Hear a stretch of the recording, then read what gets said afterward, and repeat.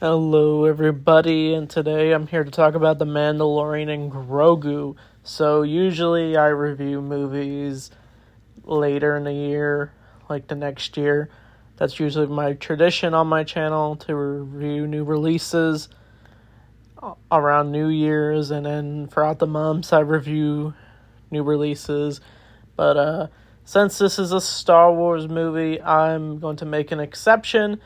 So, The Mandalorian and Grogu, I'll probably definitely go more in depth with it when I do my 2026 reviews.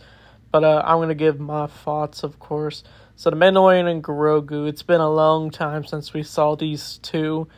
It's been since graduation for me, since The Mandalorian Season 3 ended.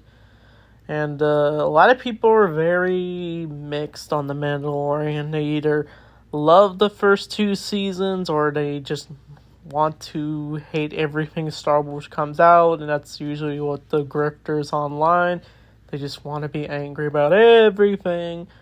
So when they announced The Mandalorian and Grogu, I guess some people were excited, but for me, I was definitely happy to hear that we were going to get the return of these two in a Star Wars movie. And does it pull off well? I think this movie is a lot of fun. It still follows the Mandalorian tropes, like themes of the fatherhood, Mando caring for Grogu finally learning some independence as he is, I guess, slowly getting older, since Yoda's species lives longer than the time of Din Djarin. And of course, since this is Star Wars, we're going to get some familiar characters. Since the last time we had a Star Wars movie, it was the finale of the sequel trilogy. It was The Rise of Skywalker. So we really haven't seen a Star Wars movie in theaters, a new release, since 2019. Like, that's crazy. It doesn't even feel like it's been that long, but it's been like 6-7 years. It's hard to count. But yeah, this movie is kind of just meant to be like adapted from a TV show and then turned into a movie, because originally they were going to do a season 4, but they decided to do this movie. But like I said, they do bring in familiar characters. We get the appearance of Zeb from Star Wars Rebels. It was disappointing he wasn't in Ahsoka, but he made a cameo in Season 3 of The Mandalorian. So now he's teaming up with Din and Grogu to go on various adventures. They're stopping Imperial warlords.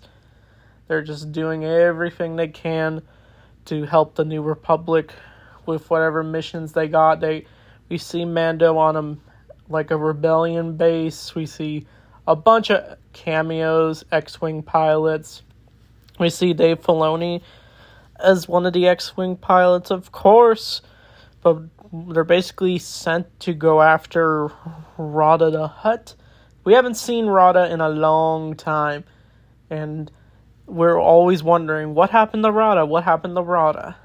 But it turns out, all these years later, he's been fighting on a fighting planet, that a gladiator place, and he's been there for years, and he's trying to not be like Jabba the Hutt. I did like the callbacks to him, of course, but we see more of the Hutt side of Star Wars, and they actually speak English this time.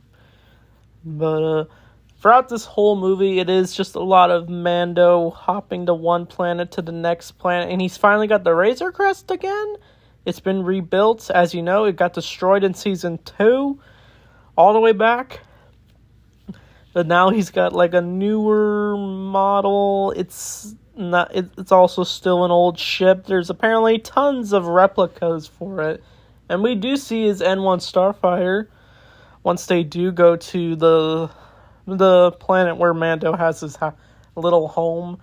It was unfortunate, as you know, Carl Weathers unfortunately passed away, Apollo Creed himself.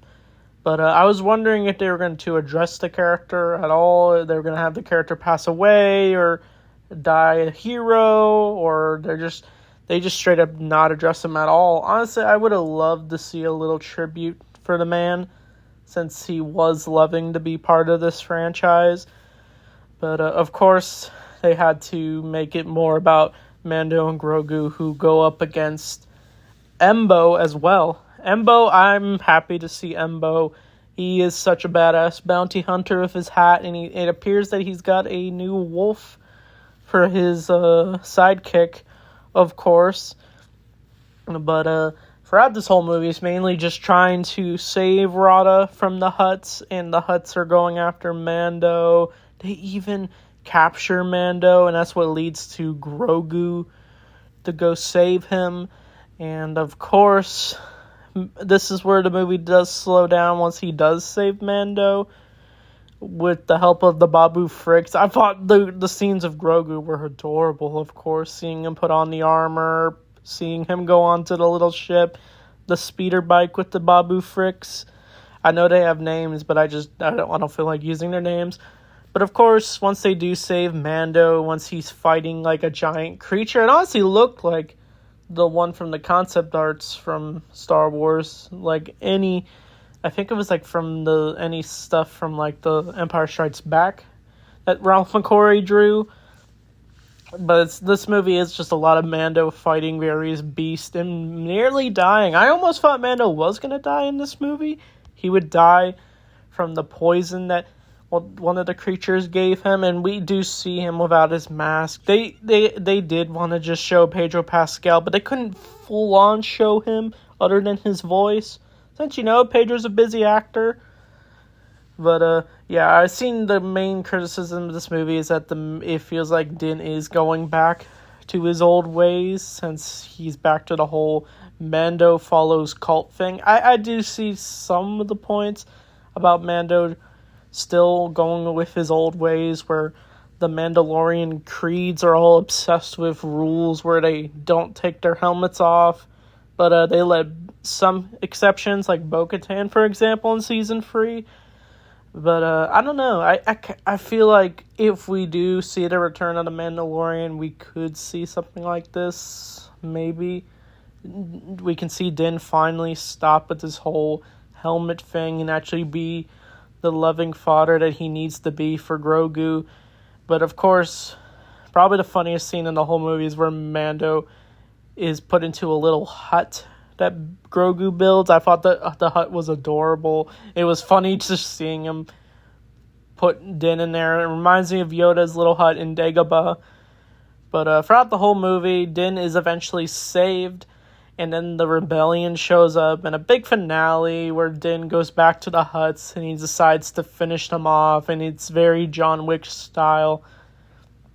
But the movie does end, but where they basically save Din and Grogu from the Hutts with the X-Wings. I wish we could have saw more of Samara Weaving's character. I got her name wrong, I'm so sorry. But she's the lady from Ghostbusters. Honestly, I could see her playing a villain in Star Wars, but I guess they decided to have her be an X-Wing pilot. But who knows? It'd be our dreams to dress up as X-Wing pilots in a Star Wars movie. We did even see the return of that one X-Wing pilot from all the way back, who was like a huge Star Wars fan in real life, and he's finally accomplishing his dreams. But yeah, The Mandalorian and Grogu, it was definitely a fun movie for sure. But I don't know, I felt like it did play it safe a lot. And I feel like Star Wars could explore like tons of eras. It feels like it doesn't have to just follow familiar characters. I still like to see them. I just see so many people nitpick Star Wars and just want to say, oh, this person's wrong for Star Wars. Oh, this person's wrong for Star Wars. And I'm just tired of the fandom around Star Wars. I still love this franchise. I still love this timeline. I love the Legends timeline. I love the Lego stuff. I love collecting Star Wars stuff. just bored of this fandom, constantly just complaining. Like, oh, this retcons this. Oh, this doesn't make sense. Oh, this doesn't make sense. Oh, this ruins everything. I just see so many people even now complaining about Maul's Shadow Lord. I like, oh, come on, we got to see Darth Maul versus Vader, and now people want to complain. It's just, people just want to look for things to complain. I'm so sorry that I fixate on this stuff. It's a problem I deal with. I'm hoping I can learn from it. But The Mandalorian and Grogu, definitely a fun watch for sure in the theaters. It does feel nice Star Wars is back in theaters. It felt like they probably did this for money reasons, to have an IP that is the Grogu and Mandalorian. But I honestly do want to see a season 4 of the show, explore more stuff, and maybe whatever Dave Filoni does for the Mandoverse, I'll be up for it for sure. So that's my little speech about the Star Wars fandom and this movie. So anyway, thanks for watching. May the Force be with you always.